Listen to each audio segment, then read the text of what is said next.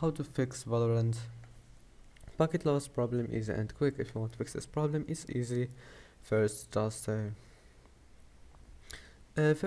try turn off your Wi-Fi and turn it on again and restart your PC, and that's it. Your problem must be fixed. And but if that doesn't fix your problem, then go to settings and then update and security,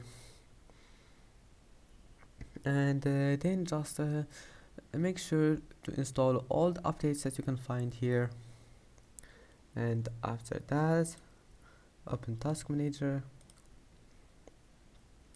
and now just scroll down until you find Vanguard. Here is it. Right click in task, and then type here services, open it, scroll down until you find here VGC, and click start. And that's it. I hope that can help you, and see you in the next video.